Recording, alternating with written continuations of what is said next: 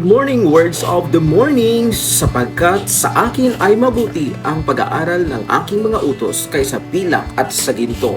Salita ng Diyos mula sa Kawikaan, Kabanata 8, Talata 10, na ipinapakita sa atin kung gaano kahalaga ang karunungan at pagkaunawa sa mga aral ng Diyos. Mas mahalaga ito kaysa mga material na bagay sa mundo dahil sa pamamagitan ng kaalaman ng salita ng Diyos ay mabibigyan tayo ng gabay at liwanag sa ating buhay.